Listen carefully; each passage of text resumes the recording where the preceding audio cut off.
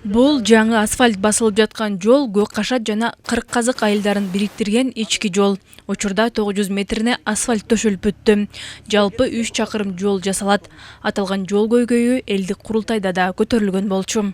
Биз турган жол бул айыл өкмөтүнүн ички жолу, бирок капиталдык салымдар незине кирген 3 километр. Мына бүгүнкү күндө 901 километр аткарылып калды. Эми 2-3 күндө Кудай кааласа берсе калганын аткарып бүтөбүз. Мамлекет тарабынан болгон мүмкүнчүлүктүн баарын бизге түзүп берип атат. Техникабыз бар. Акча тарабынан титулдугун бөлүп берди. Азыр капитал салымдар незинен де бөлгөн жатат. Ушулардын баарын Кудай кааласа берсе быйыл ишке ашырабыз деп ойлойм. Ошондой эле мыйзамсыз менчиктештирилип кеткен жерлерди аныктоо жана мамлекетке кайтаруу боюнча жасалган иштердин алкагында Кең Кол айыл аймагына караган бул 11 гектар жер аянтыда мамлекетке кайтарылган. Бул жер незаконный алганда, коррупция жол менен. Анан кийин эми бул биздин элибиз дагы ызылдагандан кийин анан кийин текшерип, курултайга чейин барып туруп көтөрүлүп, президентибиздин тескемеси чыгып, жакшына калып текшергиле, көргүлө, эмне үчүн биздин элибиз ушундай чырылдап атат деп. Мына бүгүнкү күндө мен чоң рахматымды айткым келет биздин урматтуу президентибизге. 11 гектардын 6 гектары айдоо жер, айдоо. 5 гектар жайыт. Бүт бары мамлекетке өттү. Кең Кол мурда Нуржанов болчу, бүгүнкү күндө Кең Кол айыл өкмөтүнө өттү. Элдик курултайларда көтөрүлүп, мамлекет башчысынын көзөмөлүнө алынган бир катар маселелер Талас районунда да акырындык менен ишке ашырылып жатат. Алардын аткарылышын жеринен көрүү үчүн Таласка элдик курултай катчылыгынын эксперттери келип, көтөрүлгөн көйгөйлөр жана алардын аткарылышы боюнча анализ жүргүзүлдү.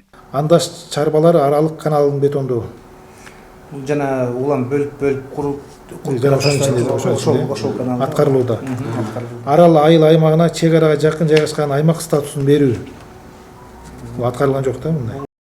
Талас районунда жерлерди мыйзамдаштыруу, жолдорду куруу, мектеп, бала бакча маселелери, үй бүлөлүк дарыгерлер тобунун имараттары сыяктуу көйгөйлөр элдик курултайда көтөрүлгөн. Айыл аймактарда райондун ичиндеги өзөндөргө БДР, БСРларын куруу которулган.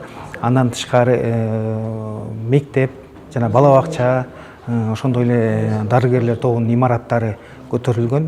Бүгүнкү күндө БДР, БСРлар куруу боюнча Айыл чарба министрлиги тарабынан өкүлчүлүк менен Эрман Жумаевдин демилгеси менен иштер жүрүп жатат. Бул боюнча да кошумча дагы маалыматтар болот. Андан тышкары мектептер боюнча иштер аткарылып атат. Ошол эле Арашан айылына курулуп атат. Ошол эле Бешташ айыл аймагына караштуу Козубек Бешташ айылынын Атай Огонбаев айылынын Козубек орто мектеби да курулуу иштери жүрүп жатат ал жерде дагы. Элдик курултайдын катчылыгы жүргүзгөн талдоонун натыйжасында жалпысынан көтөрүлгөн көйгөйлөрдүн дээрлик бардыгы аткарылып жатканы белгиленди. Негизинен баягы көп эле иш-чарага кирген пландардын аткарылып атканына күбө болдук.